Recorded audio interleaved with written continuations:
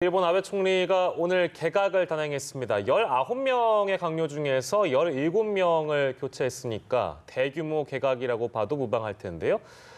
면면을 보면 우경화가 우려된다는 지적이 나오고 있습니다. 네, 이런 가운데 정부는 오늘 일본의 수출 규제 조치에 대해 세계무역기구 WTO에 제소했는데요. 자세한 내용을 양기호 성공회대 교수와 짚어보도록 하겠습니다. 어서 오십시오. 안녕하십니까? 예, 19명 중에 17명입니다. 그야말로 대규모 개각인데 일단 어떻게 평가하시는지요? 전반적으로 이제 지금 남은 임기가 한 2년 정도 남았습니다. 예. 이것을 안정적으로 끌고 나가겠다. 말하자면 하나 이제 측근들을 배치하면서 예. 이 문제에 대해서 권력 누수가 없도록 적극적으로 추진하겠다는 것이고 예. 또 하나 역시 한일 관계에서 본다면 약간 강경파가 지금 많이 포진을 했습니다. 예. 예를 들면 뭐 아까도 나온 뭐 가토 가츠노부라든지 예. 아니면 이제 하기우다라든지 예. 사실 이제 문부과학 대신 같은 것은 한국과 일본 간의 교과서 문제 예. 굉장히 중요하거든요. 또 예. 이제 독도에 대한 그런 표시가 있기 때문에 영토 문제도 굉장히 중요합니다. 예. 근데 그런 점에서는 하기우다는 가장 측근이면서 가장 강경파 중에 한 명이고 예. 근데 그런 점에서 일본의 특히 아베 수상 측근의 인사들이 말하자면 이전에는 비서관 또는 예. 이제 수상 관저에 있다가 대거 지금 내각 전면에 지금 나온 그런 형태입니다. 예, 하기우다 문무과학상으로 지금 이제 된 하기우다 자민당 간사장 대행이었죠. 이외에 또 이제 눈길 가는 인물이 있다면 어떤 인물들이 있을까요? 역시 이제 역시 외무 대신인데요. 지금 모태기 도시로 전에 이제 경제산업 대신도 경험한 바가 있습니다. 예. 그리고 이제 한일 의원연맹의 의원이기도 해서 한국 문제 굉장히 좀 자세합니다. 예. 그리고 이제 일조 국회 정상화 어떤 의원 모임이기도 해서 북한 문제도 잘 알고 있고요. 특히 이제 한일 간에 가장 쟁점이 되고 있는 수출 규제, 화이트 국가 배제 이 부분에 대해서는 그동안 오랫동안 이제 일본 자민당 내에서 경제통이었습니다. 또 예. 이제 하버드에서 공부하기도 했고 예. 돌아와서 경제연구소에서 근무한 적도 있거든요. 예. 또 그동안 지금까지 이제 구선이니까 보통 3년 평균이니까 20년 이상 국회의원을 해왔거든요. 예. 그 과정에 상당 부분이 이제 경제 산업 부분입니다. 예. 근데 그런 점에서는 한일 간에 가장 중요한 쟁점이 되고 있는 이 통상 문제에 대해서 통상 전문가를 외교 담당하는 외무대신을 앉혔다. 예. 이것은 상당히 이제 한일 간의 어떤 그 쟁점을 가장 잘하는 전문가를 배치함으로써 예. 이것을 외교 문제로 풀어나가겠다는 것이 아마 아베 수상의 속셈이 아닌가 그런 생각이 예. 듭니다. 그런 상황을 좀 봤을 때 앞으로 뭐 강제징용이라든지 위안부 문제 등에 있어서 강경한 태세라고 해야 할까요? 좀 방향성을 그렇게 잡고 저희도 대비할 수밖에 없겠어요. 맞습니다. 지금 남은 2년 아베 수상의 임기 동안에 한일 관계를 적극적으로 개선하겠다라고 일본 측에서 손을 내밀지는 않을 가능성이 높습니다. 특히 이번에 이제 내각 면모를 보게 되면 전체적으로 봐서는 아베 수상과 오랫동안 같이 일을 해온 사람들입니다. 예. 또 아베 측근이었고 충성도가 매우 높습니다. 또 이제 경제 전문가도 많고 최근 들어서는 이제 1, 2년 전부터 특히 아베 내각에서 차관급에 해당하는 그런 부대신을 또는 정무관을 또는 관료 중에서도 우리나라 사무차관에 해당하는 이런 심의관이라든지 또는 사무차관을 상당히 지금 국제파 그러니까 국제사정에 이런 능통한 또는 세계 경제에 글로벌 경제에 잘 알고 있는 예. 그런 사람들 지금 배치하는 경향이 있거든요. 예, 예. 그런 점에서는 모태구 외무대신도 미국에서 말하자면 명문대학에 수학했고 예. 또 굉장히 글로벌 경제연구소에서 국내에서 일한 적도 있습니다.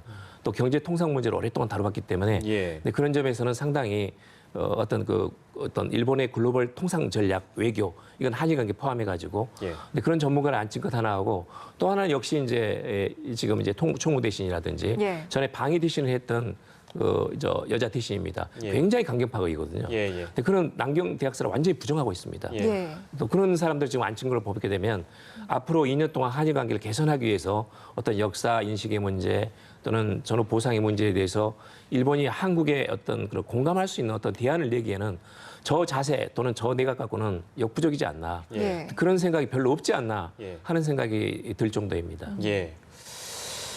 그러니까 말씀을 들어보니까 좀 걱정이 되는 측면이 많이 있습니다.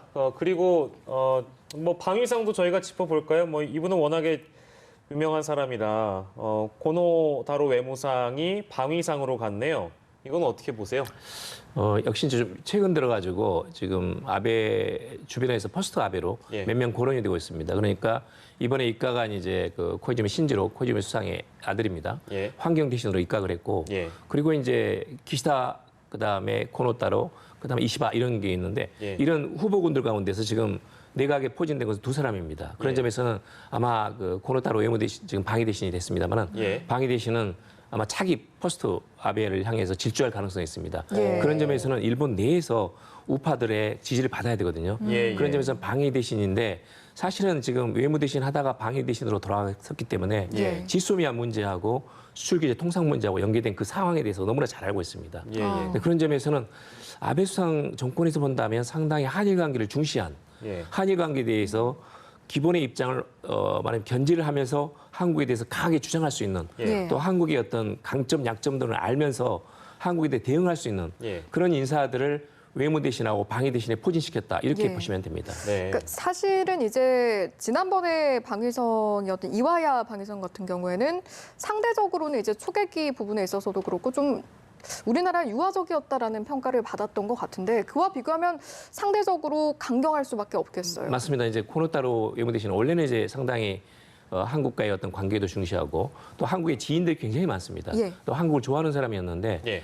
지금은 이제 이 포스트 아베의 그런 말하자면 수상 자리를 노리는 후보군으로 들어간 겁니다. 예. 그런 점에서는 2년 후에는 어떻게든 수상이 결정될 가능성이 있고 지금은 유력한 후보 가운데 한 명이거든요. 예. 그러다 보니까 외무 대신 때도 사실은 그렇지 않아도 됐는데 그 난가표 주일대사를 불러다가 예. 말하자면 그 자리에서 무리하다고 해서 말을 끊고 예. 근데 그러고 나서는 일본 외무성 내에서도 굉장히 비판이 높았거든요. 네네. 근데 그럼에도 불구하고 아무튼 일본 내에서 어떤 그 포스트 아베로서 자격이 있다는 거, 예. 그다음 아베 수상의 노선을 이어간다는 거, 예. 또는 이제 일본 내 그런 우파라든지 이런 그 그룹들을 모을 수 있는 예. 자신의 어떤 그런 정서가 공감대가 형성되어 있다는 거, 예, 예. 이런 걸 의도적으로 보일 가능성이 있거든요. 예. 그런 점에서는 한국과 일본 간의 안보 협력, 특히 이제 지소미아 같은 부분에 대해서 일본이 훨씬 더 강경하게 나올 가능성이 높습니다. 예. 지금 일본 측에서는 한국은 지금 일단 총리실에서 만약에 이 일본 측의 수출 규제하고 예. 화이트 국가 배제를 다시 처리하고 원상복귀 시킨다면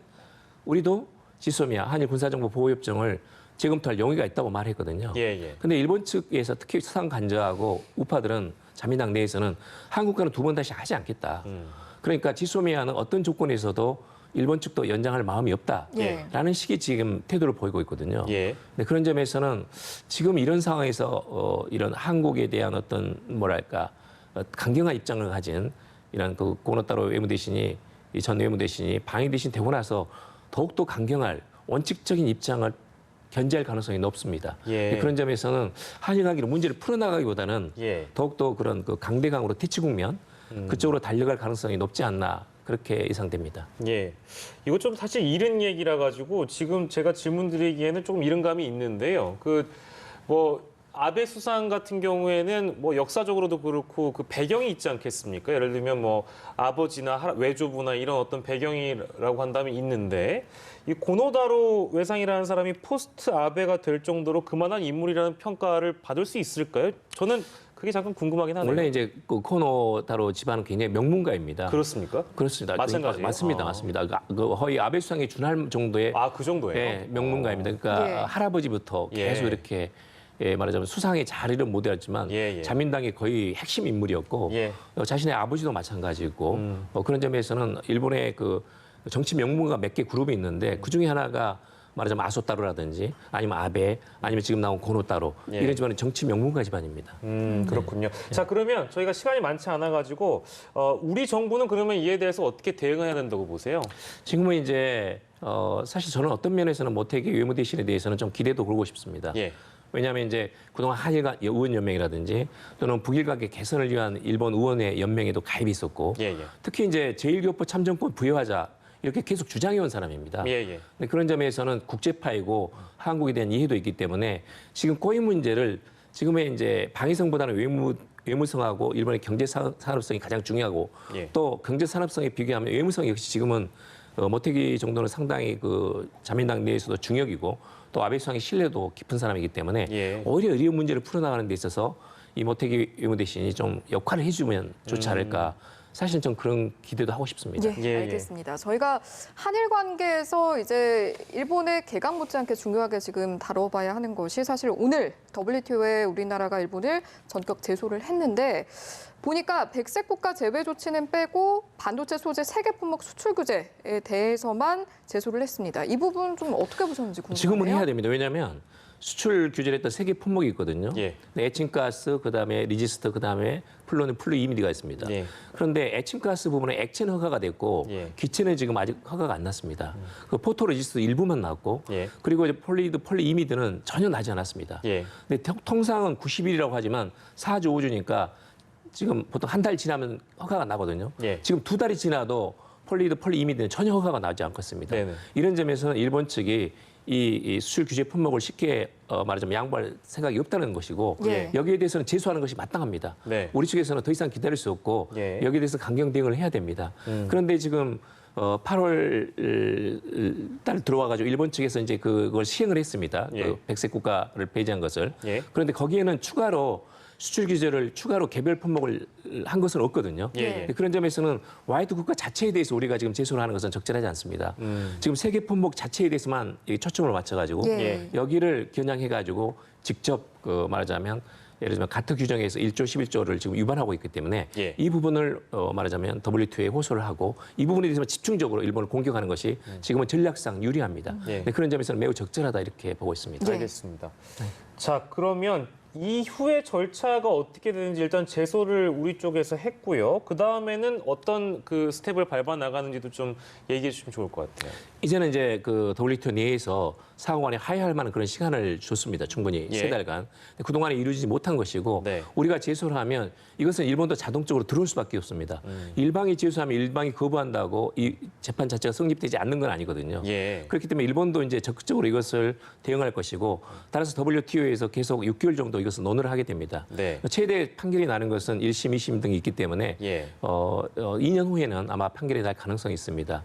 그런데 지금 우리가 사실 예. 이번에도 마찬가지입니다만 공기압 밸브라든지 예. 이전에 수산물 협정 그런 그 위반 문제라든지 예. 이런 것들 지금 한국이 계속 이기고 있거든요. 그렇죠. 네네. 네, 그런 점에서는 저는 승률이 높다. 네. 시간은 걸리지만 어디까지나 국제사회에서 일본을 상대로 해서 계속 압박을 해야 됩니다. 예. 그래야 저쪽도 그뭐 양보할 명분도 생기는 것이고 거기에 대응하지 않을 수 없거든요. 예. 그런 점에서는 국제사회에서 압박을 더욱더 지속적으로 해나가야 된다.